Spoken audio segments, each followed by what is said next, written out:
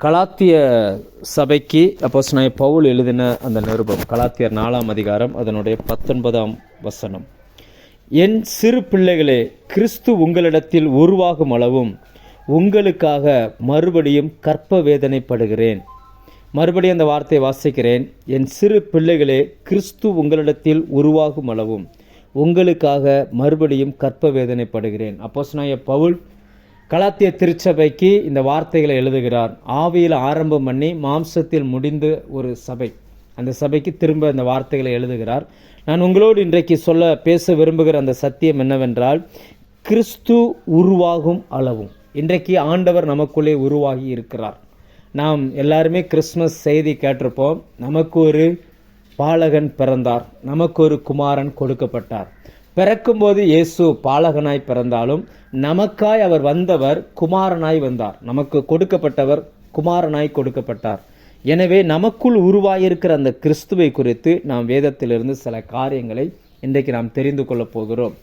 இன்னைக்கு கிறிஸ்து நமக்குள் குமாரனாய் இருக்கிறாரா, அல்லது கிறிஸ்துவுக்குள் நாம் வளர்ந்திருக்கிறோமா? கிறிஸ்து நமக்குள் எப்படி செயலாற்றுகிறார்? வேதம் அவரை எப்படியெல்லாம் காட்டுகிறது? ஒரு மனுஷனுக்குள் கிறிஸ்து வந்தால், குமாரனாய் அவர் நமக்குள் வந்தால், நமக்கு கொடுக்கப்பட்ட அந்த குமாரனாய் நம்முடைய வாழ்க்கையில் அவர் வெளிப்பட்டால் நாம் எப்படி இருப்போம் என்று வேதத்திலிருந்து சில பகுதிகளை உங்களோடு கூட நான் பேச வேண்டும் என்று விரும்புகிறேன். கர்த்தருடைய ஆவியானவர் நம்மோடு கூட பேசுவாராக. வேதத்திலிருந்து குமாரன், நமக்கு கொடுக்கப்பட்ட அந்த குமாரன், அந்த தன்மை, அவருக்குள்ளே என்னென்ன தன்மைகள் இருக்கிறது என்று இன்றைக்கு ஒரு 9 காரியங்கள் உங்களோடு கூட பேச விரும்புகிறேன். ரொம்ப கவனமாய் இந்த வார்த்தைகளை கேட்போம். வேத புத்தகம் இருக்கிறவர்கள் தயவாய் உங்கள் வேத புத்தகத்தை எடுத்து திருப்பி இந்த வசனங்களை வாசித்து நீங்கள் அறிந்து கொள்ளும்படி உங்கள் அன்பாய் கேட்டுக்கொள்கிறேன். முதலாவதாக லூக்கா 2ஆம் அதிகாரம் 7ஆம் வசனம் சொல்லுகிறது, அவள் தன் முதற்பேரான குமாரனை பெற்று. இங்கே நமக்கு கொடுக்கப்பட்ட ஆண்டவராகிய இயேசு கிறிஸ்துவுக்கு ஒரு பெயர் கொடுக்கப்படுகிறது. அவர் முதற்பேரான குமாரன். நமக்கு கொடுக்கப்பட்ட அந்த குமாரன் நமக்கு முதற் பேரானவராக இருக்கிறார். முதற் பேரானவர் அப்படின்னு சொல்லி பைபிளில் யாரை சொல்லுவாங்கன்னா, சேஷ்ட புத்திர பாகத்திற்கு உரிய நபர். அதாவது எல்லாருக்கும் தகப்பனார் ஒரு மடங்கு சொத்தில் ஒரு பங்கை கொடுத்தால், அந்த முதற் பேரான அந்த பையனுக்கு மட்டும், முதற் பேரான அந்த குமாரனுக்கு 2 மடங்கு கொடுக்கிறார். இன்னைக்கு இந்த உலகத்தில் இருக்கிற எல்லாரும் இருந்தாலுமே அவர் முதற் பேரானவராய் வந்தார். அவருக்குள் 2 மடங்கு ஆசீர்வாதங்கள் இன்றைக்கு நமக்கு கிடைக்கிறது. நிறைய கிறிஸ்தவங்களுக்குள்ள இயேசு கிறிஸ்து அதாவது குமாரனாய் பார்க்கப்படுவதற்கு பதிலாக குழந்தையாய் பார்க்கப்பட்டால் அவங்களுடைய வாழ்க்கையில் ஒரு ஆவிக்குரிய ஆசீர்வாதத்தை நம்மால் பார்க்க முடியாது. அந்த 2 மடங்கான ஆசீர்வாதம் என்ன? இயேசு இந்த பூமிக்கு வரும்பொழுது ராஜாவாகவும் வந்தார், ஆசாரியனாகவும் வந்தார். 2 விதங்களும் அவருடைய கண்ட்ரோலுக்கு கீழே இருந்துச்சு. அதாவது ஆண்டவர் சொன்ன, வானத்திலும் பூமியிலும் சகல அதிகாரமும் எனக்கு கொடுக்கப்பட்டிருக்கு அப்படின்னா. ராஜா என்றால் இந்த பூமியை ஆளுகிறவர், இந்த பூமிக்குரிய வாழ்க்கையை ஆளுகிறவர், தன்னோடு இணைக்கப்பட்டிருக்கிற ஜனங்களின் சுக துக்கத்திற்கு பொறுப்புள்ளவர். அவர் தான் ஒரு நாட்டின் ராஜா. எப்படியோ அப்படிதான் அந்த நாட்டினுடைய வளர்ச்சியும் இருக்கும். இன்னைக்கு கர்த்தர் உங்களை ராஜரீகத்தில் அபிஷேகம் பண்ணி வைத்திருக்கிறார். அதாவது தேவன் உங்களுக்குள், இயேசு கிறிஸ்து உங்களுக்குள் குமாரனாக இருந்தால் உங்களுடைய குடும்பத்தின் பொறுப்பு உங்களுடைய கரத்தில் கர்த்தர் கொடுத்திருப்பார். அதாவது என்னன்னா, அந்த ராஜா எப்படி ஒரு தேசத்தை பாதுகாக்கிற பொறுப்பு, அதாவது அவர் போய் எதுவுமே செய்ய தேவையில்லை, ஆனால் அவருடைய கண்காணிப்பில் எல்லாமே நடைபெற்று கொண்டிருக்கும். இன்னைக்கு அந்த பொறுப்பை கர்த்தர் நமக்கு கொடுத்திருக்கிறார். அநேக நபர்கள் அதிகாலமே எழும்பி தனக்காகவும் தன் குடும்பத்திற்காகவும் தேவ சமூகத்தில் ஜெபிக்கிறவங்களா இருக்கிறீங்க. இந்த பூமிக்குரிய அந்த வாழ்க்கையை அவங்க கண்ட்ரோல் பண்ணுறவங்களா இருப்பாங்க, ஆளுகிறவர்களாக இருப்பாங்க. 2வது ஆசாரியன், ஆவிக்குரிய மண்டலத்திலும் அவங்களுக்கு அதிகாரம் உள்ளவங்களாக இருப்பாங்க. இயேசு இந்த பூமியில் வாழும் பொழுது இந்த பூமியையும் பூமிக்குரிய வாழ்க்கையிலும் அவருக்கு அதிகாரம் இருந்துச்சு. இந்த பூமியில் கீழே இருக்கக்கூடிய நபர்களுக்கு இருந்த பிரச்சனைகளை அவர் சரி பண்ணினார். அதே நேரம் ஆவிக்குரிய அதிகாரமும் அவருடைய கரத்தில் இருந்துச்சு. இன்னைக்கு அந்த 2 மடங்கான அதிகாரத்தை கர்த்தர் நம்மளுடைய கரத்திலே கொடுத்திருக்கிறார். எத்தனை பேருக்குள்ள இயேசு கிறிஸ்து இன்னைக்கு முதற் பேரானவராய் வளர்ந்திருக்கிறார். இந்த 2 காரியத்திலுமே சரியா இருக்கும்படி கர்த்தர் நம்மை அழைத்திருக்கிறார், நம்மை அபிஷேகித்திருக்கிறார். இந்த ஒரு வருஷத்தை கொஞ்சம் யோசிச்சு பாருங்க. உங்கள் வாழ்க்கையில் உங்களுக்குள்ளே இருந்து வெளிப்பட்ட ராஜரீக அந்த அபிஷேகம் எப்படிப்பட்டதாக இருந்துச்சு? உங்கள் குடும்பத்தை உடைக்கணும்னு பிசாசு போராடும் பொழுது அதை எப்படி நீங்கள் ஹேண்டில் பண்ணீங்க? உங்கள் பொருளாதாரத்தை எப்படி ஹேண்டில் பண்ணியிருக்கிறீங்க? உங்கள் குடும்பம், உங்கள் பிள்ளைகள், உங்கள் கணவன் மனைவி உறவு, வேலை செய்கிற இடத்துல நீங்கள் எங்கே இருந்தாலும் சரி, அதை தேவன் ஆளுகிற இடத்துல உங்களை வச்சிருக்கிறார். உங்கள் ராஜா எப்படி ஆளுகிறார் என்றால் தன் வார்த்தையை கொண்டு ஆளுகிறார். இன்றைக்கி கர்த்தருடைய வார்த்தையை உங்கள் கரத்தில் கொடுத்து உங்களை சுற்றி இருக்கிற எல்லாவற்றையும் ஆளுகிற இடத்துல கர்த்தர் வச்சிருக்கிறார். பத்தாததுக்கு ஆவிக்குரிய மண்டலத்திலும் கர்த்தர் உங்களுக்கு அதிகாரம் கொடுத்திருக்கிறார். உங்கள் குடும்பத்துக்கு விரோதமாக எழும்பின சத்துருக்களின் கிரியைகளை அழிக்கக்கூடிய அந்த வல்லமையையும் கர்த்தர் உங்களுடைய கரத்தில் கொடுத்திருந்தார். இந்த ஒரு வருஷமாக கர்த்தர் உங்களை நடத்தி வந்த அந்த வழிகளை கொஞ்சம் நினைத்து பாருங்கள். எவ்வளவு போராட்டங்கள், எவ்வளவு பிரச்சனைகளுக்கு மத்தியில் இருந்து கர்த்தர் உங்களை கொண்டு வந்திருக்கிறாருன்னா என்ன அர்த்தம் அப்படின்னா, உங்களுக்குள் அவர் ராஜாவாய் ஆசாரியனாய் உள்ளே இருந்திருக்கிறார். இன்னும் சொல்லப்போனால் குமாரனாய் கொடுக்கப்பட்டிருக்கிறார். குமாரனாய் இயேசு கிறிஸ்துவை தனக்குள் கொண்டவர்கள் இந்த 2 காரியத்திலையுமே ஜெயம் கொண்டவர்களாக இருப்பாங்க. ரெண்டாவதாக, முதற் பேரான அந்த குமாரனாய் இயேசு பிறந்தது எப்படி நம்ம கண்டுபிடிக்கலாம்? அதாவது சரி, அவருக்குள்ளே அந்த 2 அபிஷேகம் இருந்துச்சு, நமக்குள்ளே இருக்குன்னு நம்ம வேதம் சொல்லுகிறது. ஆனால் அதை எப்படி கண்டுபிடிக்கலாம்? எனக்குள்ளே அது இருக்குது, எனக்குள்ள முதற் பேரானவராய் அவர் இருக்கிறார் என்பதை எப்படி கண்டுபிடிக்கலாம் அப்படின்னு பார்த்தீங்கன்னா, இயேசு கிறிஸ்துவின் பிறப்பிலேயே அவருக்கு விரோதமான அவரை அழிக்கணும்னு சொல்லி ஏரோது ஆரம்பிக்கிறான். அதாவது ஒரு ராஜா, ஒரு சாதாரண குடிமகன், 2 பேரையும் கம்பேர் பண்ணும் பொழுது ராஜா பெரியவர், அதாவது எதிரி பெரிய நபராக இருக்கிறான். இவரால் அதாவது என்னென்னா இயேசு கிறிஸ்துவை கருவிலையே அழிக்கணும்னு அவன் நினைக்கிறான். இன்னைக்கு எத்தனை நபர்களுடைய வாழ்க்கையில் காரணமில்லாத எதிரிகள். ஏரோது இயேசுவை பகைக்க வேண்டிய காரணமே இல்லை, காரணமில்லாத எதிரிகள். அதாவது இவங்கெல்லாம் என்கிட்ட பிரச்சனை பண்ணுவதற்கு அவசியமே இல்லை, ஆனால் அவங்க என்கிட்ட வந்து பிரச்சனைக்கு வர்றாங்க. இப்படிப்பட்ட வாழ்க்கை சூழ்நிலை உங்களுக்கு இருக்குமே ஆனால் நீங்கள் ஒன்று புரிஞ்சுக்கோங்க, நீங்கள் முதற் பேரானவராய் இருக்கிறீங்க. உங்களுக்குள்ள முதற் பேரானவராய் இயேசு கிறிஸ்து உங்களுக்குள்ளே இருக்கிறதுனால தான் இந்த பிரச்சனை. ஏன்னா எங்கே இயேசு கிறிஸ்துவினுடைய பிறப்பு ஆரம்பித்ததோ அங்கே இந்த ஏரோதுக்களின் எரிச்சலும் ஆரம்பிக்கிறது. காரணம் இல்லாமல் பகைக்கிறாங்க, காரணம் இல்லாமல் விசாரிக்கிறாங்க, அழிச்சிடணும்னு நினைக்கிறாங்க, ஊழியத்தை கெடுத்துடணும்னு நினைக்கிறாங்க, பிறப்பை கெடுத்துடணும்னு நினைக்கிறாங்க. அவங்க நமக்கு விரோதமாக எழும்புகிற அந்த ஆலோசனைகள், சதி ஆலோசனைகள், மறைவான காரியங்கள், நம்மலாம் சில விஷயங்களை கேள்விப்படுவோம். உங்களை பற்றி இப்படி சொன்னாங்க, உங்களை பற்றி இப்படி பேசுனாங்க, நீங்கள் இல்லாத நேரத்தில் இப்படியெல்லாம் அதெல்லாம் நம்ம காதுக்கு கேட்கும்போது நம்ம இருதயம் சில நேரங்களில் யோசிக்கும், ஏன் இவங்க நம்மளை பற்றி இப்படி பேசுகிறாங்க? நமக்கு அவங்களுக்கு ஒரு சம்மந்தமே கிடையாது. நான் என் வேலையை பார்த்துட்டு நான் பாட்டு போய்கிட்டு இருக்கேன், இவங்க ஏன் இப்படிலாம் பண்ணுறாங்க அப்படின்ற அந்த மாதிரி எண்ணங்கள் நமக்குள்ளே வரும் பொழுது நீங்கள் ஒன்றை புரிந்து கொள்ள வேண்டும். முதற் பேரானவராகிய இயேசு கிறிஸ்து உங்களுக்குள் குமாரனாய் வளர்ந்திருக்கிறார். அவருக்குள் நீங்கள் வளர்ந்துருக்கீங்கன்றதுக்கான அடையாளங்கள் தான் இது. அநேக நேரங்களில் அப்படி எதிரிகள் எழும்பும்போது அதை நம்ம எப்படி ஹேண்டில் பண்ணியிருப்போம் அப்படின்னு பார்த்தீங்கன்னா, எப்படி இயேசு கிறிஸ்து குழந்தையாக இருந்து அவர் குமாரனாக இந்த பூமியில் பிறந்த பொழுது அவர் அழிக்கணும்னு எழும்பினதை எப்படி ஹேண்டில் பண்ணாங்கன்னா, பரலோகத்திலிருந்து அந்த ஆலோசனைகள் கொடுக்கப்பட்டது. தேவதூதன் அந்த இயேசுவின் தாய்க்கும் தகப்பனுக்கும் அந்த வார்த்தைகளை சொல்லி அங்கிருந்து அவர்களை தப்புவித்தார். எத்தனை பேரால் இன்றைக்கி சொல்ல முடியும், என் வாழ்க்கையில் எத்தனையோ எதிர்ப்புகள், எவ்வளவோ மறைவான சதித்திட்டங்கள் வந்துச்சு, ஆனால் தேவன் அதை முன்னாடியே வார்த்தையின் மூலமாய், ஊழியர்கள் மூலமாய், வேதவசனத்தின் மூலமாய் என்னை எச்சரித்து என்னை அதற்கு தப்புவித்தார் என்று உங்களில் எத்தனை பேர் சொல்ல முடியுமோ அத்தனை பேருக்குள்ளும் இயேசு கிறிஸ்து முதற் பேரானவராய் உள்ளே இருக்கிறார், உள்ளே வளர்ந்திருக்கிறார். அல்லது இன்னும் சொல்லப்போனால் நீங்கள் கிறிஸ்துவுக்குள்ளே வளர்ந்துருக்கிறீங்க. இந்த நாட்களில் வேதத்தின் வெளிச்சத்தில் வச்சு நம்மளை பார்ப்போம். ஒருவேளை உங்களுக்கு அப்படிப்பட்ட அனுபவங்கள் வரலை அப்படின்னா நீங்கள் இன்னும் கிறிஸ்துவில் வளர வேண்டும் என்பதை புரிந்து கொள்ளுங்கள். ரெண்டாவதாக, அவர் இயேசு கிறிஸ்து எப்படிப்பட்ட குமாரனாய் வேதத்தில் நமக்கு காட்டப்படுகிறார்.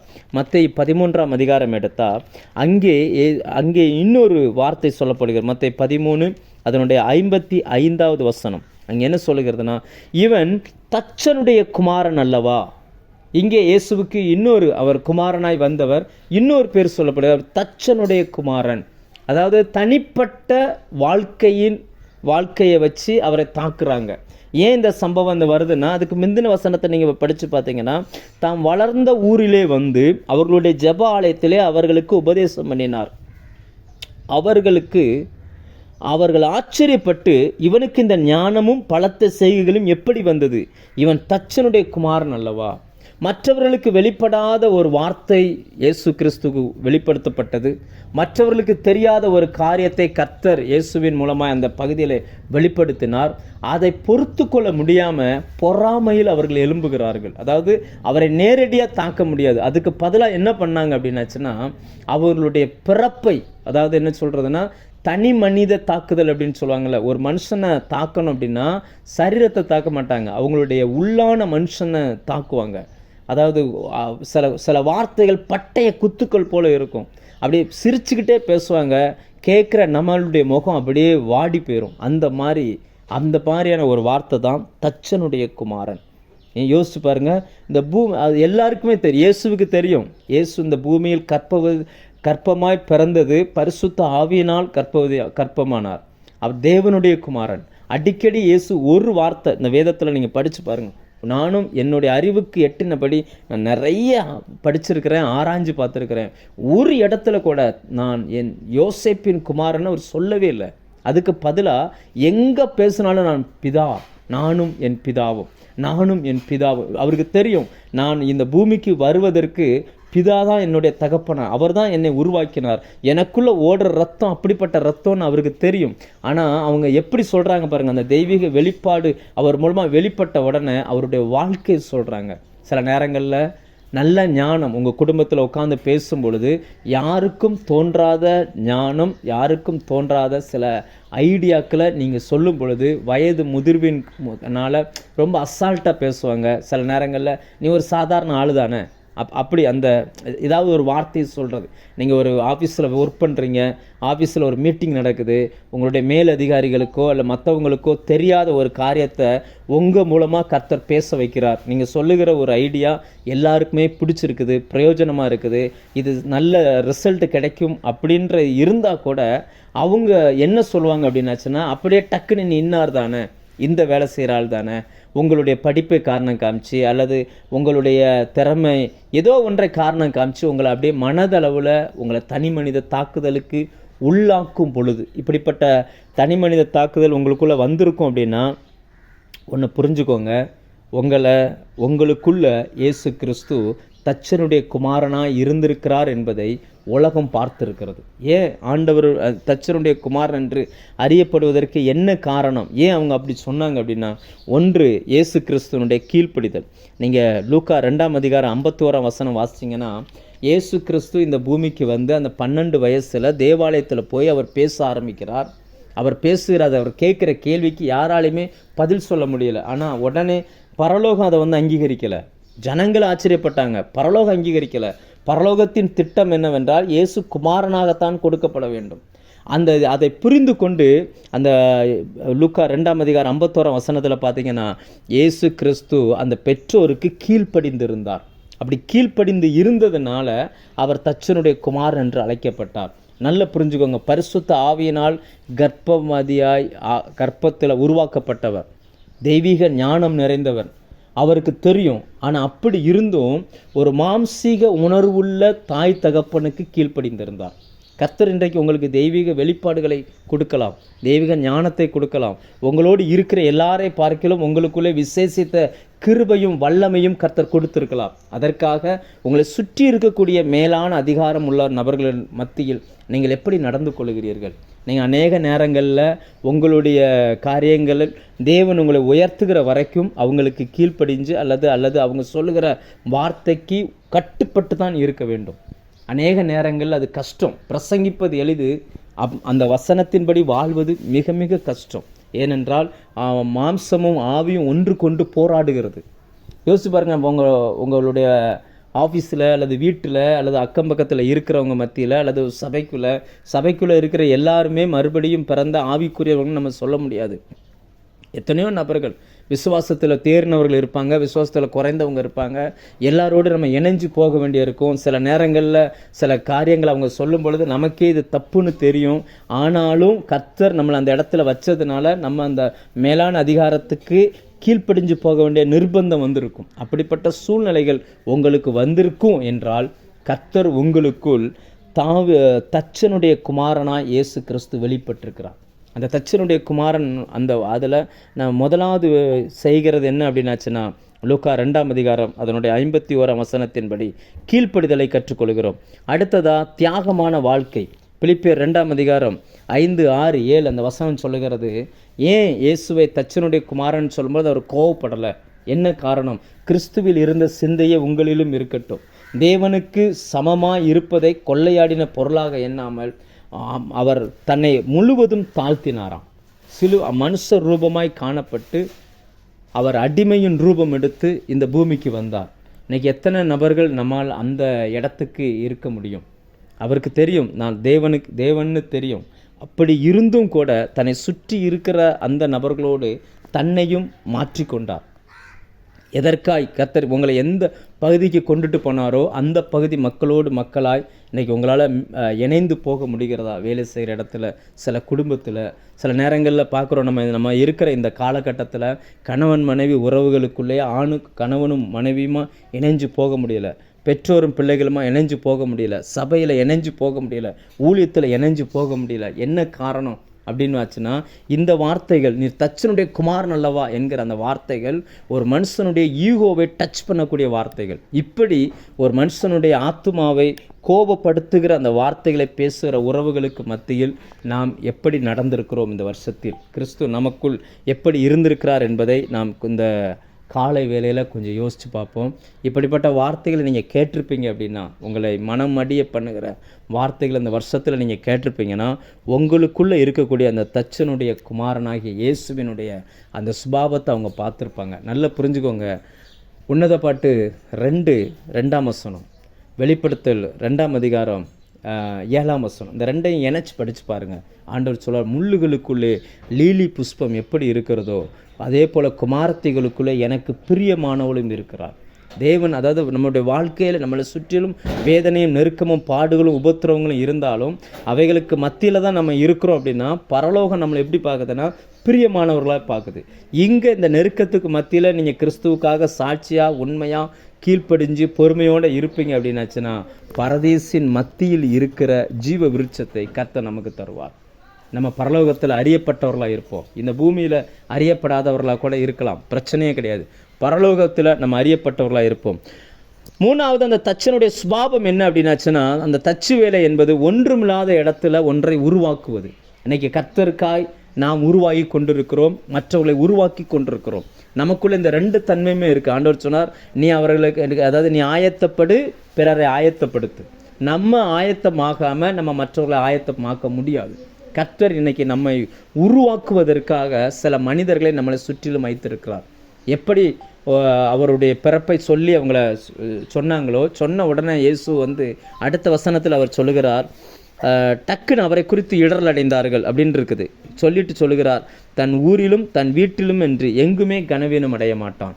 இன்னைக்கு நல்லா புரிஞ்சுவாங்க, கிறிஸ்து உங்களுக்குள்ளே இருக்கிறார்னா எல்லாருமே உங்களை புகழ்வாங்க வெளியில் இருக்கிறவங்க. ஆனால் உங்கள் ஊரில் நீங்கள் வேலை செய்கிற இடத்துல அல்லது உங்கள் வீட்டில் கனம் இருக்காது. இதெல்லாம் நல்லா புரிஞ்சுக்கோங்க. கர்த்தர் அப்படி இருந்துச்சு அப்படின்னாச்சுன்னா, தச்சனுடைய குமாரனாய் அவர் உங்களுக்குள் இருப்பதை அவர்கள் பார்த்துருக்கிறார்கள். மூன்றாவதாக மத்தேயு 17ஆம் அதிகாரம் 5ஆம் வசனமும் மத்தேயு 3ஆம் அதிகாரம் 17ஆம் வசனமும் இதெல்லாம் நம்ம பார்த்தா, இயேசு ஞானஸ்நானம் பெற்று கரையேறி வந்த உடனே வானத்திலிருந்து ஒரு சத்தம் உண்டாகிறது, இவர் என்னுடைய நேசகுமாரன். பாருங்கள், இயேசு கொடுக்கப்படுகிற பெயர்களெல்லாம் பாருங்கள். நமக்குள்ளே கிறிஸ்து இன்னைக்கு உருவாகணும்னா ஃபஸ்ட்டு அது முதற் பேரான குமாரனாய் நமக்குள்ளே இருக்கணும். 2வது தச்சனுடைய குமாரனாய், 3வது நேசகுமாரனாய், தேவனால் நேசிக்கப்பட்ட ஒருவராய் இந்த பூமியில் அவர் வாழ்ந்தார். அவரை சுற்றி இருந்த மக்களில் அநேகர் இயேசுவை வெறுத்தவர்கள். அவரை சுற்றி இருந்த அநேகர் அவர் என்ன செஞ்சாலும் சரி அதில் குற்றம் கண்டுபிடித்து கொண்டே இருந்தாங்க. அவரை சமாதானமாக இருக்க விடலை. ஆனாலும் பரலோகம் அவரை நேசித்தது. பரலோகம் வசனம் சொல்லுகிறது, நீர் என்னுடைய நேசகுமாரன். இன்னைக்கு பரலோகம் நம்மளை பார்த்து சொல்லுவோம், நீர் என்னுடைய நேசகுமாரன். இந்த சத்தம் நம்மளை பார்த்து சொல்லுமா? அப்படி சொல்லுகிற அளவுக்கு நமக்குள் தேவன் அந்த இயேசுக்குள்ளே இருந்த 3 சுபாவங்கள், முக்கியமான 3 சுபாவங்கள். 1 யாக்கோபு 4:4 வேத வசனம் சொல்லுகிறது, உலக சிநேகம் தேவனுக்கு விரோதமான பகை. உலகத்தை சிநேகிக்க விரும்புகிறவன் தேவனுக்கு சிநேகிதனாக இருக்க முடியாது. இயேசு இந்த பூமியில் வாழ்ந்த நாட்களில் உலகத்தை அவரால் வெறுக்க முடிஞ்சிச்சு. இதோ உலகத்தின் அதிபதி வருகிறான், அவனுக்கு என்னிடத்தில் ஒன்றுமில்லை. இந்த ஒரு வருஷத்தில் நீங்கள் கொஞ்சம் யோசிச்சு பாருங்கள், உங்களுக்குள்ள கிறிஸ்து வளர்ந்திருக்கிறார்.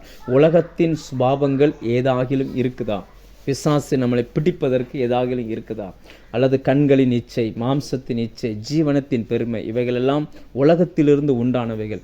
இவை நம்ம இந்த உலகத்தில் வாழ்ந்தாலும் நாம் இந்த உலகத்திற்குரியவர்கள் அல்ல.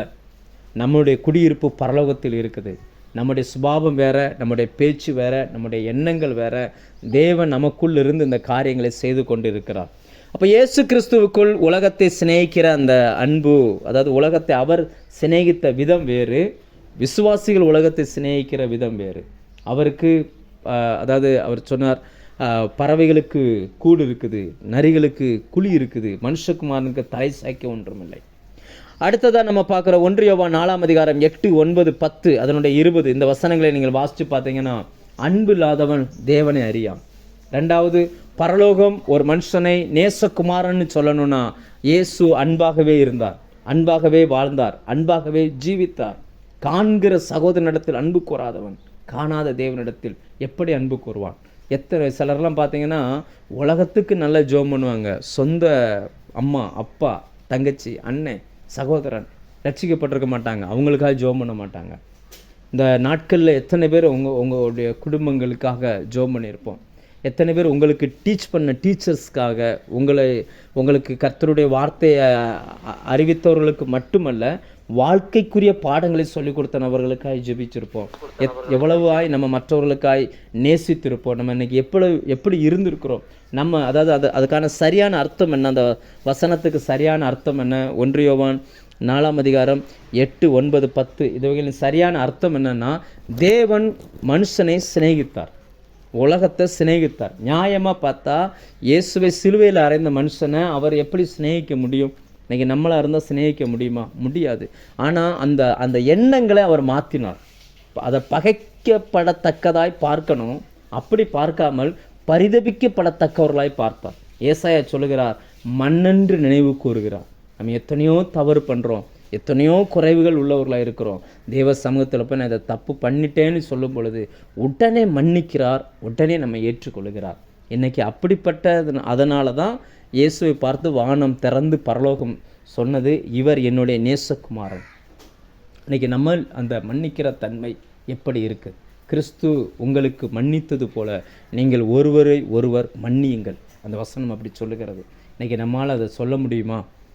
நம்மால் சொல்ல முடியுமா? கிறிஸ்து என்னை மன்னித்தது போல், கிறிஸ்து என்னில் அன்பாய் இருந்தது போல் நாமளும் அன்பாய் இந்த பூமியில் வாழ்வோமே ஆனால் பரலோகம் நம்மை பார்த்தும் சொல்லும், இவர் என்னுடைய நேசகுமாரன். அடுத்தது அதனுடைய 3வது தன்மை என்னென்னா, மத்தேயு 12 அதிகாரம் 18, 19 அந்த வார்த்தை அப்படியே வரும். அந்த வசனத்தை வாசிக்கிறேன். மத்தேயு 12 அதிகாரம் 18, 19 இதோ நான் தெரிந்து கொண்ட என்னுடைய தாசன், என் ஆத்துமாவுக்கு பிரியமாக இருக்கிற என்னுடைய நேசன், என் ஆவியை அவர் மேல் அமர பண்ணுவேன். அவர் புறஜாதியாருக்கு நியாயத்தை அறிவிப்பார், வாக்குவாதம் செய்யவும் மாட்டார், கூக்குரலிடவும் மாட்டார், அவருடைய சத்தத்தை ஒருவனும் வீதிகளில் கேட்பதும் இல்லை. முக்கியமான வார்த்தை ஆர்குமெண்ட். வாக்குவாதம் செய்யவே மாட்டார். வாக்குவாதம் செய்யாதவர்களை பரலோகம் நேசகுமாரன் என்று சொல்லுகிறது. அதாவது என்ன சொன்னாலும் அதுக்கு எதிரிடையாய். ஏன் நம்மளால் கீழ்ப்படிஞ்சு போக முடியலன்னா, அவங்களோட நான் என்ன குறைஞ்சாலா அப்படின்ற ஒரு எண்ணம் நமக்குள்ளே வர்றதுனால நம்மளால் சில காரியங்களை கீழ்ப்படிஞ்சே போக முடியல உடனே.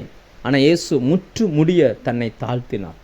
முற்று முடிய வாக்குவாதமே அவர் செய்யலையாம், வாக்குவாதமே அவர் செய்ய மாட்டார் அப்படின்றாங்க.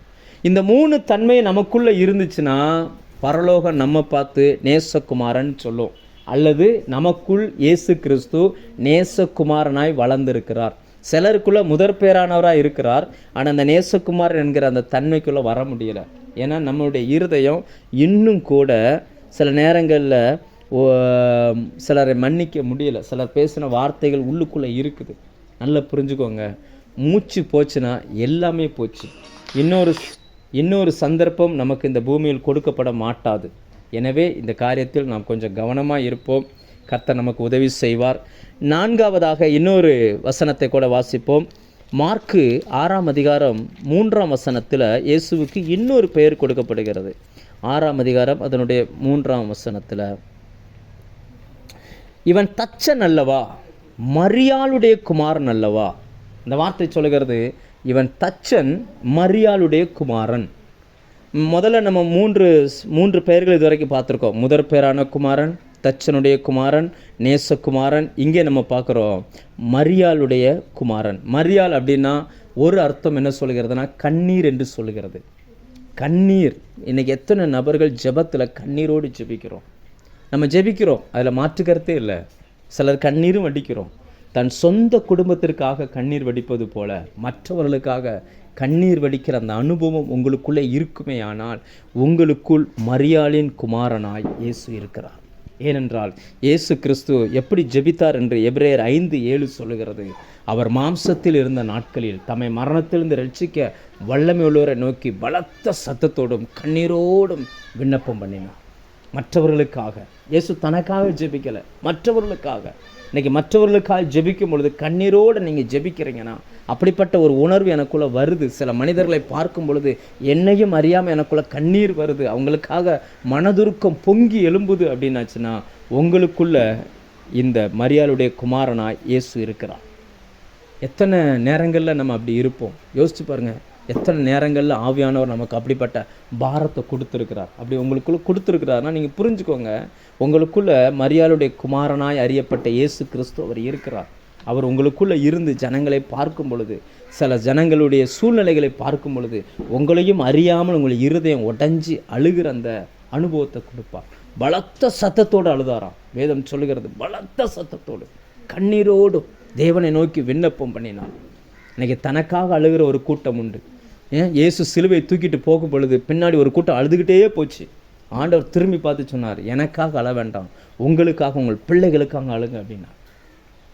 அடுத்ததா இந்த மரியாள் லூக்கா 1:38 வாசித்தோம்னா, அந்த மரியாள் தேவனுக்கு தன்னை முழுவதும் அர்ப்பணித்தவர்கள். அங்கே அவங்க சொல்கிறாங்க, நான் தேவனுக்கு அடிமை அப்படின்றாங்க. என் வாழ்க்கையில் என்ன நடந்தாலும் சரி அது தேவ சித்தம், தேவனுக்கு நான் என் வாழ்க்கையை ஒப்பு கொடுக்குறேன். என்னுடைய ஒரு அடிமைக்கு தன் சொந்த விருப்பும்படி வாழவே முடியாது. முழுக்க முழுக்க அந்த எஜமான் என்ன சொல்கிறாரோ அதுதான். இன்றைக்கி உங்கள் லைஃப், உங்கள் வாழ்க்கை, உங்கள் வேலை, உங்களோடு இணைந்து இருக்கிற மனிதர்கள், நீங்கள் போகிற திருச்சபை, நீங்கள் கேட்குற செய்திகள், உங்களுக்குள்ளே எழும்புகிற சுபாவங்கள், இவைகள் எல்லாமே சில நேரங்களில் உங்களுடைய விருப்பத்தின்படி தான் நடக்கிறதா அல்லது தேவன் கொடுத்ததென்று நீங்கள் பார்க்கிறீர்களா? எல்லாமே அந்த எஜமான் கொடுத்தது. அந்த அம்மா சொல்கிறாங்க, நான் தேவனுக்கு அடிமை. இயேசு இந்த பூமியில் வாழும் பொழுது அவருக்கும் இப்படிப்பட்ட சூழ்நிலை வந்துச்சு. சரியான ஒரு வசனத்தை வேத வசனத்தில் ஆவியானவர் எழுதி வச்சிருக்கிறார். அதாவது ஏசாயா 53 அதிகாரம் சிலுவை மரணத்தை சொல்லுகிறது. ஆனால் அதில் இல்லாத ஒரு வசனம் அப்போஸ்தலர் 8 அதிகாரம் 33 அந்த மந்திரி அந்த புத்தகத்தை வாசித்து கொண்டு போகும் பொழுது இந்த வசனம் சொன்னதாக எழுதப்பட்டிருக்கிறது. அதை வாசிக்கிறேன். அப்போஸ்தலர் 8:33. அவர் தம்மை தாழ்த்தின போது, எப்படி அந்த மரியாள் தன்னை அடிமைன்னு தாழ்த்தினாங்களோ அதே போல் இயேசு தன்னை தாழ்த்தின போது அவருடைய நியாயம் எடுத்து போடப்பட்டது, அவருடைய ஜீவன் பூமியிலிருந்து எடுபட்டு போயிற்று. இன்றைக்கி சில நேரங்களில் நீங்கள் தேவ சமூகத்தில் உங்களை தாழ்த்தும் பொழுது, கர்த்தர் எனக்கு கொடுத்த உறவு, கர்த்தர் எனக்கு கொடுத்த வேலை, கர்த்தர் எனக்கு கொடுத்த திருச்சபை, கர்த்தர் எனக்கு கொடுத்த பிள்ளைங்க, கர்த்தர் எனக்கு கொடுத்ததுன்னு சொல்லி நீங்கள் உங்களை தாழ்த்தும் பொழுது அநேக நேரங்களில் உங்கள் நியாயம் எடுத்து போடப்படும். இயேசு கண்ணீரோடு ஜெபிச்சார், இந்த பாத்திரம் என்னை விட்டு நீங்க கூடுமானால் நீங்கட்டும்னு சொல்லி. ஆனால் வசனம் என்ன சொல்லுகிறது? கட்டாயமாக அவர் அங்கே போக வேண்டும், அது தேவனுடைய சித்தம். இன்னைக்கு உங்கள் நம்ம லைஃப்பில் சில நேரங்களில் இந்த கண்ணீரின் பாதை மரியாளை போல வெளியில் யாருக்குமே தெரியாது. அநேக காரியங்களை மரியாள் இருதயத்தில் வைத்து சிந்தனை பண்ணான்னு வசனம் சொல்லுகிறது. இருதயத்தில் வைத்து சிந்தனை பண்ணினாள். இந்த மரியாளுடைய குமாரனாய் இயேசுவும் அநேக காரியங்களை இருதயத்தில் வைத்திருந்தார். அந்த மரியாளை குறித்து சிமியன் சொல்கிறார், உன் ஆத்துமாவை ஒரு பட்டயம் உருவி போகும். அந்த பாடுகளையும் உபத்திரவங்களையும் அவங்க தாங்கி கொண்டாங்க. இந்த வருஷம் முழுக்க நம்ம திரும்பி பார்க்கும் பொழுது எத்தனை பட்டய குத்துகள் போன்ற பேச்சுகள், உபத்திரவங்கள், போராட்டங்களை நம்ம தாங்கியிருப்போம். நீங்கள் தாங்கியிருக்கிறீங்கன்னா உங்களுக்குள்ள மரியாளுடைய குமாரனாய் இயேசு வளர்ந்திருக்கிறார். அவர் உங்கள் மூலமாய் உங்களுக்குள்ளே இருக்கிறத உலகம் பார்த்துருக்கிறது, அல்லது உங்களோடு இருக்கிறவங்களை பார்த்துருக்குறாங்க.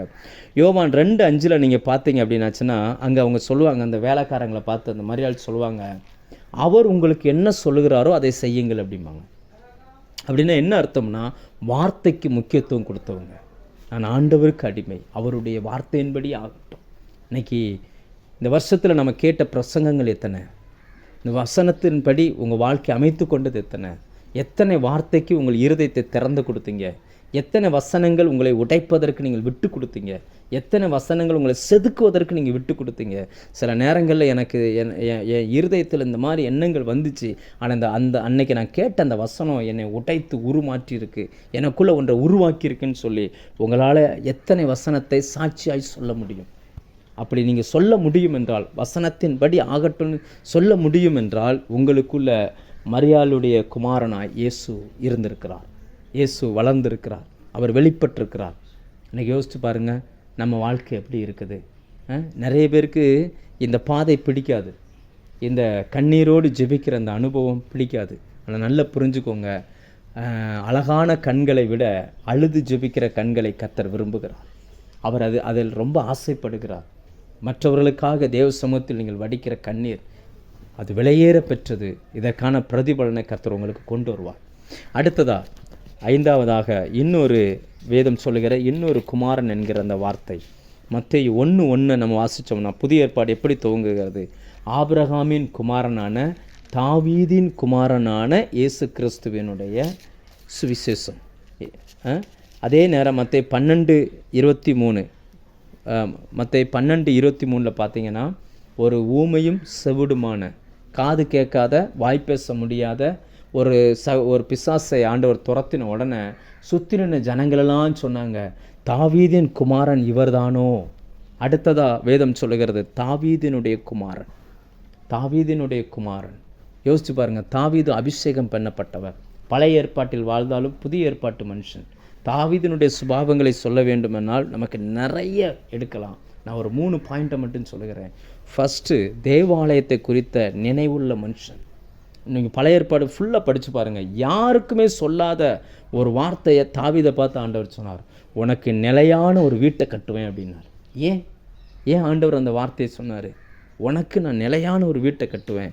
மற்ற எத்தனையோ பரிசுத்தவான்கள் வாழ்ந்தாங்க, யாருக்கும் சொல்லாத அந்த வார்த்தையை சொன்னார். ஏன்னா எல்லாரும் படும் பொழுது உயர்த்தப்பட்டாங்க.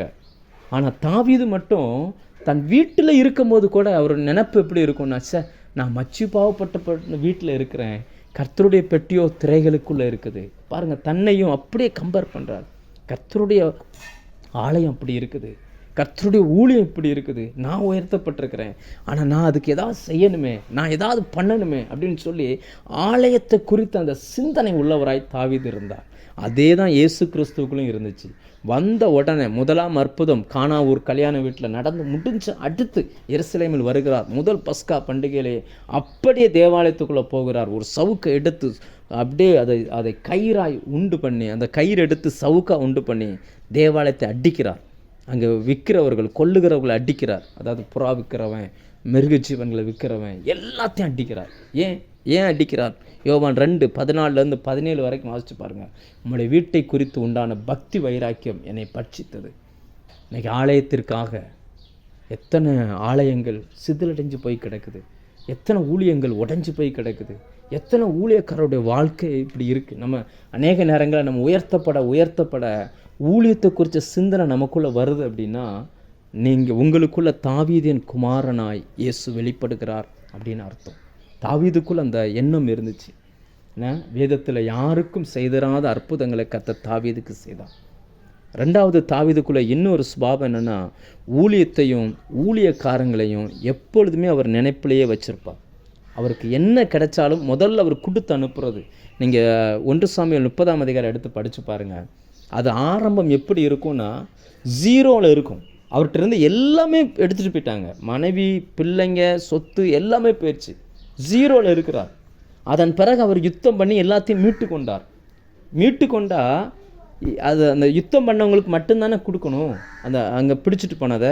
ஆனால் அதை வாசித்து பாருங்கள், 27ஆம் வசனம் வாசிச்சிங்கன்னா அதில் அவர் கொடுத்து பங்கிட்டதில் முதல்ல யாருக்கு பங்கிட்டார்னு வசனம் எழுதியிருக்குன்னா, ஃபஸ்ட்டு பெத்தேலுக்கு, தேவனுடைய வீட்டுக்கு. இன்றைக்கி எத்தனை மனிதர்கள் தங்களுக்கு ஒரு உயர்வு வரும் பொழுது தேவனையும் தேவனுடைய வீட்டையும் நினைக்கிறீர்களோ, கர்த்தருடைய ஊழியத்தையும் நினைக்கிறீர்களோ, உங்களுக்குள் கிறிஸ்து தாவீதின் குமாரனாய் வெளிப்பட்டிருக்கிறார். ஏன்னா ஆண்டவர் உங்களை ஒரு நாளும் வெறுமனே விடுவதே இல்லை.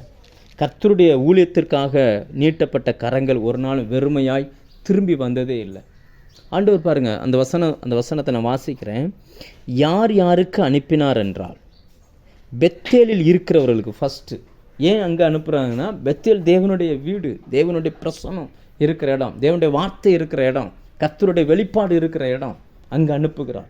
ரெண்டாவது பார்த்தீங்கன்னா, சாமுவேல் அந்த தீர்க்கதரிசிகளை வைத்திருந்த இடம், அதாவது கர்த்தருடைய வார்த்தைகளை அறிவிக்கிறவர்கள், ஊழியக்காரருக்கு அனுப்புகிறார்.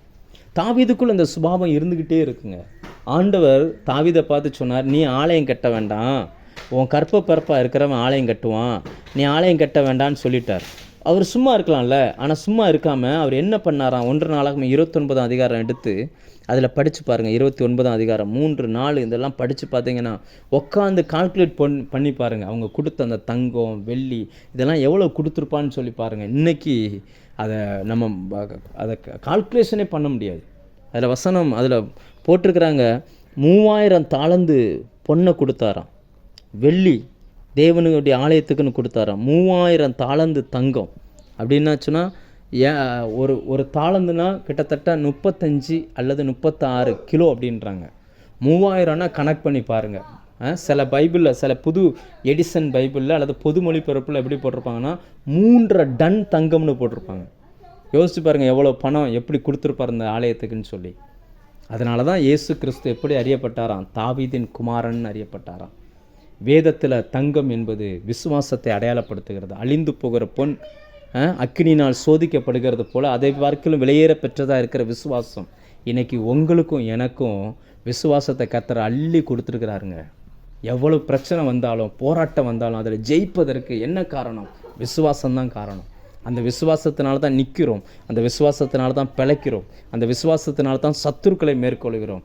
நம்முடைய மரண பரியந்தமும் நம்ம காத்துக்கொள்ள வேண்டியது என்னென்னா விசுவாசத்தை. மூன்றாவது, இந்த தாவீதிலிருந்து நம்ம கற்றுக்கொள்ள வேண்டிய, தாவீதின் குமாரனாய் அவருக்குள்ளே இருந்து வரக்கூடியது இன்னொன்று என்ன அப்படின்னாச்சுன்னா, கடைசி வரைக்கும் அபிஷேகம் பெற்றவர்களை அவர் மதிக்க பழகியிருந்தார். எத்தனையோ சந்தர்ப்பங்கள் அவருக்கு கிடைத்தது சவுலை கொல்வதற்கு. எத்தனையோ சந்தர்ப்பங்கள் கூட இருந்தவங்களே சொன்னாங்க கொன்று அப்படின்னாங்க. ஆனால் தாவீதினுடைய கரம் சவுலை கொல்லவே இல்லை, தப்ப விட்டது. அந்த வாசனம் ரொம்ப முக்கியமானது, தப்ப விட்டார். இன்னைக்கு அபிஷேகம் பெற்றவர்களுக்கு நம்ம கொடுக்குற கணம் என்ன? அபிஷேகம் பெற்றவர்களை குறித்து நாம் பேசுகிற அந்த வார்த்தைகள் என்ன? நம்ம அவங்களை எப்படி பார்க்குறோம்?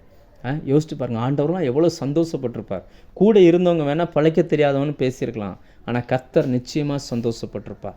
யோசிச்சு பாருங்கள். இன்றைக்கி அந்த அபிஷேகத்துக்கு அவ்வளோ முக்கியத்துவம் கொடுத்தார். தேவனால் அபிஷேகம் பண்ணப்பட்ட மனுஷன். அவன் பொல்லாதவன். தேவனே ஒரு பொல்லாத ஆவியை அனுப்பினார்னு வசனம் சொல்லுது. சவுல் கொல்வதற்கு முயற்சி பண்ணுகிறான்.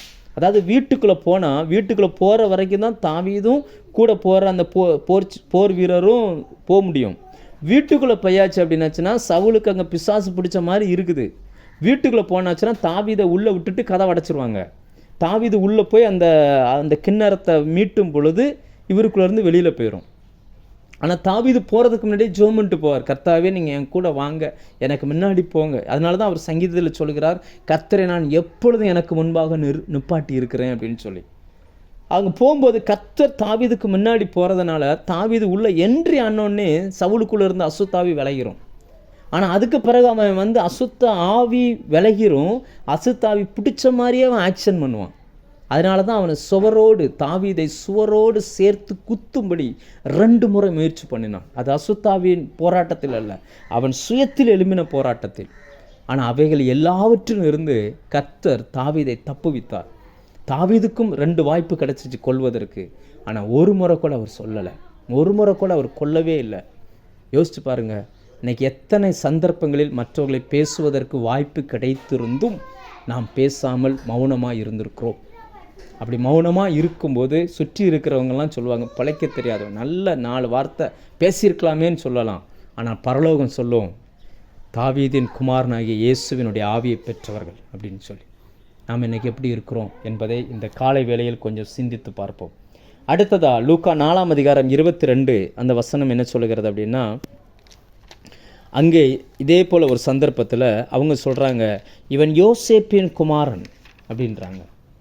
பாருங்கள், ஒரு ஆளுக்கு எத்தனை பேர் கொடுக்கப்படுது, எத்தனை கேரக்டரோடு இயேசுவை கனெக்ட் பண்ணி வேதம் ஏன் சொல்லுகிறதுனா, அவ்வளவு சுபாவமும் நம்ம மூலமாக வெளிப்பட வேண்டும். நமக்கு ஒரு குமாரன் கொடுக்கப்பட்டார், உங்களுக்குள்ள குமாரனாகிய இயேசு இருக்கிறாருன்னா இந்த சுபாவமெல்லாம் வெளியில் வரணும். யோசேப்பினுடைய குமாரன் அல்லவா அப்படிங்குது. அப்போ யோசேப்பினுடைய தன்மை என்ன? மத்தேயு 1:19 படி அவன் நீதிமான், யாரையுமே அவமானப்படுத்த மாட்டான். அவமானப்படுத்தக்கூடிய வாய்ப்பு இருந்துச்சு, ஆனால் யாரையுமே அவமானப்படுத்தலை. ரகசியமாய் தள்ளிவிட முயற்சியாக இருந்தான். தன் வாழ்க்கையில் வந்த அந்த அவமானத்தை வெளியில் சொல்லலை, அது ரகசியமாய் தள்ளிவிடுவதற்கு முயற்சி பண்ணினான். ஆனால் தேவன் அதை தேவதூதன் மூலமாய் அந்த வார்த்தைகள் வெளிப்பட்ட பிறகு அதை திரும்ப நினைக்கவே இல்லை, திரும்ப அதை பற்றி சிந்திக்கவே இல்லை. இன்றைக்கி நம்முடைய சுபாவம் எப்படி இருக்குது? அது முற்று முடிய அவர் கீழ்ப்படிந்தார், நிந்தையை தாங்கினார். இன்றைக்கி யோசேப்பினுடைய வாழ்க்கை நம்ம போன செய்தியிலேயே இதை பற்றி நான் விரிவாக சொல்லிட்டேன், அதனால் நான் அதை ஸ்கிப் பண்ணியிருந்தேன். அவர் யோசேப்பை குறித்து 3 காரியம்தான். 1, நீதிமான், நிந்தையை தாங்கின மனுஷன், வார்த்தைக்கு கீழ்ப்படிந்தவர். லூக்கா 22:22 நம்ம பார்க்குறோம், மனுஷகுமாரன். நிறைய வார்த்தைகள் வருகிறது. அதில் வேதத்தில் அதிக முறை எழுதப்பட்டிருக்கிற பெயர் என்னன்னா மனுஷகுமாரன். தேவனாய் இருந்தும் அவர் மனிதனாய் வாழ்ந்தார். எல்லா உணர்வும் அவருக்கு இருந்துச்சு. நம்ம கர்த்தருடைய அபிஷேகத்தை பெற்றிருக்கிறோம், கர்த்தரோடு இணைந்து நடக்கிறோம் என்பதற்காக நாம் இந்த பூமிக்குரிய வாழ்க்கையை சாதாரணமாக எடுத்துவிடக்கூடாது. நமக்குள்ள எல்லா உணர்வுகளும் உணர்ச்சிகளும் இருக்குது. அந்த உணர்வுகள் உணர்ச்சிகள் என்ன செய்யுன்றது நமக்கும் தெரியும். அதனால் நம்ம சுற்றி இருக்கிற அந்த ஜனங்களையும் நம்மை போல உணர்வுள்ளவர்களாய் நாம் பார்க்க பழகி கொள்ள வேண்டும். இயேசு கண்ணீர் விட்டார், வேதம் பதிவு பண்ணுகிறது. லாசரு மரித்த பிறகு அந்த கல்லறையின் அருகில் போய் நிற்கும் பொழுது அவனை எங்கே வச்சிங்கன்னு கேட்குறார். யோவான் 11:35 இயேசு கண்ணீர் விட்டார். லூக்கா 19:41 நகரத்தை பார்த்து அதற்காய் கண்ணீர் விட்டார்.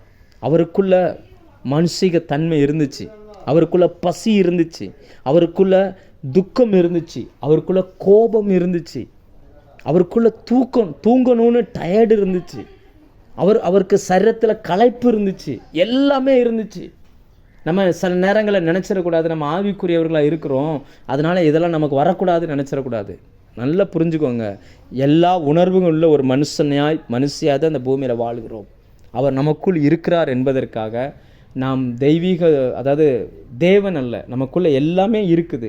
அதனால் நீங்கள் ஒன்று புரிஞ்சுக்கணும், நான் இன்னும் மனுஷீகத்தோடு தொடர்புடைய மனுஷன்தான், விழுவதற்கு வாய்ப்புள்ள மனுஷன். சந்தர்ப்பங்கள் அமையாத வரைக்கும் எல்லாருமே நீதிமான்கள் தான். கர்த்தர் பாவம் செய்ய சந்தர்ப்பங்களே நமக்கு அமைத்து கொடுக்கல, நம்மை பாதுகாத்து கொண்டார். அதுதான் உண்மை. கர்த்தர் இன்னைக்கு மனுஷகுமாரனாய் அவர் நமக்குள்ளே வெளிப்படுகிறார், மனுஷீக வல்லமையோடு. நமக்குள்ளும் பலகீனங்கள் இருக்குது, நமக்குள்ளே இருக்கிற அந்த பலகீனத்தையும் பார்க்கட்டும். அந்த பலகீனங்களுக்கு மத்தியில் தான் இயேசு பரிசுத்தமாய் வாழ்ந்து காண்பித்தார். நாமும் அப்படி பரிசுத்தமாய் வாழ்ந்து காண்பிக்க வேண்டும். பசி நேரத்தில் தான் பிசாசு சோதனையை கொண்டு வருவான். நம்ம கோவப்பட்டு எரிச்சப்பட்டு எதுவும் செய்யாதபடிக்கு அந்த நிதானத்தை கர்த்தர் நமக்கு தரட்டும். நமக்குள்ளே நம்முடைய மாம்சம் எப்போ சோர்ந்து போகுமோ அப்பொழுதுதான் பிரச்சனைகள் நமக்குள்ளே வரும். ஆனாலும் கிறிஸ்து உங்களுக்குள் வரும்பொழுது, மனுஷகுமாரனாய் அவர் வரும்பொழுது அவர் உங்களுக்கு அந்த பலனை தருவார். நம்ம ஊழியத்தில் குடும்பத்தில் சில குறைவுகள் வரும். மனுஷகுமாரனாய் இயேசு வெளிப்பட்டார், அவருடைய ஊழியத்தில் குறைவுகள் வந்துச்சு. கையில் இருந்ததே வெறும் 5 அப்பமும் 2 மீனும் தான். ஆனால் திரள் கூட்ட ஜனங்களுக்கு அவைகளை கொடுக்க வேண்டும், ஒன்றுமே இல்லை. அவர் கரங்களை உயர்த்தி வானத்தை பார்த்து அண்ணாந்து ஸ்தோத்திரம் பண்ணி ஜெபம் பண்ணினார், பெருக ஆரம்பித்தது. நமக்கு ஒரு முன்மாதிரியை வைத்துட்டு போயிருக்கிறார். நாமும் இப்படி தான் வாழ வேண்டும், நம்முடைய குறைவில் நாமும் இப்படி தான் இருக்க வேண்டும். அவரை சுற்றி நின்று அநேகர் குறை சொன்னார்கள், குற்றம் சொன்னார்கள். இயேசுவோ மறு உத்தரவு பேசாது இருந்தார். நாமும் அப்படி தான் இருக்க வேண்டும். மனுஷகுமாரனாய் அவர் வெளிப்பட்டார். நமக்குள்ள சிலர்லாம் சொல்கிறது, என்னைய கோவப்படுத்திட்டாங்க, நானும் மனுஷன் தானே, எவ்வளோ நேரம் தான் கோவப்படாமல் இருக்கிறது அப்படின்னு நம்ம சொல்கிறோம்.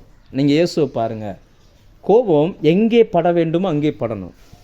அந்த கோபத்தினால் தேவனுடைய மகிமை, அதாவது வசனம் என்ன சொல்லுதுன்னா, நீங்கள் கோபம் கொண்டாலும் பாவம் செய்யாதிருங்கள். உங்கள் கோபம் சூரிய அஸ்தமனத்துக்கு முன்பாக தனியே கடவுது. அப்படின்றார். அப்படின்னா பகல் முழுக்க கோபமாக இருக்கலாம் அந்த அர்த்தம் இல்லை. சூரியன் அஸ்தமிக்கிற அந்த இடத்த நீங்கள் போய் பாருங்கள், ஒரு 2-3 செகண்டில் டக்குன்னு அது அஸ்தமனம் ஆனது போல் நமக்கு தெரியும். உங்கள் கோபம் வரணும், ஆனால் கோபம் வந்தாலுமே உங்கள் வாயை அடக்குவதற்கு நீங்கள் பழகிக்கொள்ள வேண்டும். அவர் மனுஷகுமாரனாய் அறியப்பட்டார். அடுத்ததா 8வது லூக்கா 1:35 பார்க்குறோம். அவர் அதில் அந்த தேவதூதன் மரியாளை பார்த்து சொல்கிறான், உன்னிடத்தில் உருவாகுகிற அந்த பரிசுத்தம் உள்ளது தேவனுடைய குமாரன் என்று எண்ணப்படும். இந்த வசனத்தை வாசிக்கிறேன். லூக்கா 1:35. தேவதூதன் அவளுக்கு பிரதித்திரமாக, பரிசுத்த ஆவி உன்மேல் வரும், உன்னதமானுடைய பலம் உன்மேல் நிழலிடும், அதனால் உன்னிடத்தில் பிறக்கும் பரிசுத்தம் உள்ளது தேவனுடைய குமாரன் எனப்படும். இன்றைக்கு நமக்குள்ளும் தேவனுடைய குமாரன் பரிசுத்தம் உள்ளவராய் அவர் இருக்கிறார். பரிசுத்தம் இல்லாமல் தேவனை ஒருவரும் தரிசிக்க முடியாது. நிறைய ஊழியங்கள் செய்யலாம், ஜெபிக்கலாம், கொடுக்கலாம், என்ன வேணாலும் செய்யலாம். ஆனால் தேவனை தரிசிக்கணும் அப்படின்னாச்சுன்னா பரிசுத்தம் ரொம்ப ரொம்ப அவசியம். பரிசுத்தம் இல்லாமல் ஒருவரும் தேவனை தரிசிக்க முடியாது. அவர் பரிசுத்தம் உள்ள தேவகுமாரனாய் நமக்குள்ளே வாசம் பண்ணுகிறார். பிசாசின் கிரியைகளை அழிக்கும்படிக்கு தேவகுமாரனாய் இயேசு வெளிப்பட்டிருக்கிறார். நம்முடைய வாழ்க்கையில் பிசாசு கொண்டு வருகிற அந்த கிரியை நல்லா புரிஞ்சுக்கோங்க. ஆதாம் ஏவாளை பரிசுத்தத்திலிருந்து விழ தள்ளுவதற்கு பிசாசு பயன்படுத்தின கிரியை என்ன அப்படின்னாச்சுன்னா, தேவனுடைய வார்த்தையை நம்ப மறுக்க செய்தான். ஆண்டவர் சொல்லியிருந்தார், இந்த சாப்பிடுகிற நாளில் நீ மரிப்பாய் அப்படின்னார். ஆனால் அவன் சொன்னான், இல்லை நீ சாப்பிடு, நீ மரிக்க மாட்ட அப்படின்னா. தேவனுடைய வார்த்தையை சந்தேகப்பட வைத்தது தான் பிசாசனுடைய கிரியை. தேவன் உங்களுக்கு என்ன சொன்னாரோ அதை நீங்கள் நம்ப வேண்டும். அதற்கு விரோதமாய் இந்த உலகமும் உலகத்தில் உள்ள கண்டுபிடிப்புகளும் அல்லது அறிவோ ஜனங்களோ என்ன சொன்னாலும் சரி, நாம் அதை கேட்கக்கூடாது. பிசாசின் கிரியைகளை அழிக்கும்படிக்கு அவர் வெளிப்பட்டார். இன்றைக்கி தேவகுமாரனாய் உங்கள் வாழ்க்கையில் அவர் வெளிப்படுவார்னா, முதலாவது பிசாசுடைய கிரியைகள் நீங்கள் அழிக்க வேண்டும். உங்கள் வாழ்க்கையில் அவன் எதெல்லாம் கொண்டு வரானோ எல்லாத்தையும் அழிக்கக்கூடிய அந்த அதிகாரத்தை கர்த்தர் நமக்கு கொடுத்துருக்கிறார். பரிசுத்தத்துக்குன்னு ஒரு அழகு இருக்குது. பரிசுத்தத்தை கண்டாலே பிசாசு பயப்படுவான். அவனுடைய நோக்கமே என்னென்னா, நம்ம பரிசுத்த குலைச்சல் ஆக்கணும்னு தான் அவன் ரொம்ப விரும்புகிறான். நமக்குள்ளே அந்த பரிசுத்தம் குறைய குறைய குறைய நாம் தேவனை தரிசிக்கிற அந்த சம்பவம் நம்ம விட்டு மாற ஆரம்பித்தோம். பொதுவாக சில கிராமங்களில் சில சர்ச்சில் எழுதி போட்டிருப்பாங்க, ஜெபம் குறைந்தால் பிசாசின் கிரியை பெருகும், பிசாசின் கிரியை ஜெபம் பெருகினால் பிசாசின் கிரியை குறையும். இன்றைக்கி நிறைய பேருக்குள்ளே அந்த பரிசுத்தம், அதாவது நல் மனசாட்சி ப்ளஸ் விசுவாசம், இந்த ரெண்டும் சேர்ந்தது தான் பரிசுத்தம் அப்படின்றாங்க. அதில் ரொம்ப கவனமாக இருப்போம். 1 யோவான் 5:12 நம்ம வாசிக்கிறோம், குமாரனை உடையவன் ஜீவனை உடையவன், குமாரனை அற்றவன் ஜீவன் அற்றவன். சிலருடைய ஆவிக்குரிய வாழ்க்கையில், பரிசுத்த வாழ்க்கையில் ஜீவனற்ற தன்மை காணப்படுகிறதற்கு காரணம் என்னவென்றால் தேவனுடைய குமாரனாய் அவர் இல்லை. அது பரிசுத்த ஆவியானவரால் உருவாக்கப்படும். நிறைய பேருடைய வாழ்க்கையில் அந்த ஆவியானவருடைய வெளிச்சம் இல்லை, ஆவியானவரை குறித்த அசைவாடுதல் இல்லை, ஆவியானவரை குறித்த தெளிவு இல்லை. சிலருடைய வசனங்களை அப்படியே மனுஷ மூளையில் எடுக்கிறாங்களே தவிர ஆவியானவர் சொல்லுகிற அந்த சத்தியத்துக்குள்ளே அவங்க வரவே மாட்டேன்றாங்க. இன்றைக்கி ஆவியானவருடைய அந்த பலம் உங்கள் மேலே நிழலிட்டால் மட்டும்தான் உங்களுக்குள்ளே உருவாகிறது பரிசுத்தமுள்ள தேவகுமாரனாக இருக்க முடியும். அந்த தேவகுமாரன் உங்களுக்குள்ளே வருவாரானால் உங்களுக்கு விரோதமாக எழும்புகிற எல்லா தேவனுடைய கிரியைகளையும் உங்களால் அழிக்க முடியும். நம்மால் பரிசுத்தமாய் வாழ முடியும், பரிசுத்தமாய் ஜீவிக்க முடியும். ஆண்டவர் சொன்னார், நானே உங்களை பரிசுத்தமாக்குற கர்த்தர், நீங்கள் எனக்கேற்ற பரிசுத்தராக இருங்கள் அப்படின்னார். பரிசுத்தத்துக்கு சரியான ஒரு சின்ன எளிமையான ஒரு உதாரணம் சொல்லணும்னா, பாவம் செய்வதற்கு வெறுப்பு வரணும், பரிசுத்தத்தின் மேலே ஆசை வரணும். வந்துச்சுன்னா உங்களுக்குள்ள தேவகுமாரன் இருக்கிறார், அவர் உங்களுக்குள்ள தேவனுடைய குமாரனா அவர் இருக்கிறார் அப்படின்னு அர்த்தம். எந்த நேரமும் தேவனை தேடுகிற அந்த உணர்வு வரணும். கடைசியாக ஒன்றை சொல்லி நான் முடிக்கிறேன். எபிரேயர் 7:28 அங்கே இயேசுவுக்கு இன்னொரு பெயர் கொடுக்கப்படுகிறது. அந்த பெயர் என்ன? 7:28 நான் அதை வாசிக்கிறேன். நியாயப்பிரமாணமானது பலவீனமுள்ள மனுஷர்களை பிரதான ஆசாரியராக ஏற்படுத்துகிறது. நியாயப்பிரமாணத்துக்கு பின்பு உண்டான ஆணையோடு விளங்கின வசனமும் என்றென்றைக்கும் பூரணரான குமாரனை ஏற்படுத்துகிறது. இந்த பூமியில் நம்முடைய அல்டிமேட் கோல் பரலோகம் என்றால் அதுக்கு போகணும்னா நாம் பூரணப்பட்டவர்களாய் தான் கடந்து போக முடியும். அப்படி பூரணப்பட்ட ஒரு குமாரனை நமக்குள்ளே கொடுப்பது எதுவென்றால் தேவனுடைய வசனம். அந்த வசனம் நமக்குள்ளே வர வர வர நாம் பூரணத்தை நோக்கி கடந்து போகிறோம். விசுவாசத்தில் பூரணம், அன்பில் பூரணம், பரிசுத்தத்தில் பூரணம், கிருபையில் பூரணம். அந்த முழுமை அடைந்த அந்த இடத்துக்கு நாம் வருவதற்கு அவர் முழுமை அடைந்தவராய் இந்த பூமியில் வாழ்ந்து காண்பித்தார். நம்மையும் வாழ வைப்பதற்கு அவர் விரும்புகிறார். இந்த நாட்களில் நாம் எப்படி வாழ்ந்து கொண்டிருக்கிறோம்? ஒரு 9 விதமான சுபாவங்களை நம்ம பார்த்தோம். கிறிஸ்து நமக்குள்ளே உருவாகும் பொழுது இந்த 9 விதமான அனுபவங்களும் நமக்குள்ளிருந்து வெளிப்பட்டாக வேண்டும். இன்றைக்கி உங்களுடைய குடும்பத்தை ஆளுகை செய்கிறது யார்?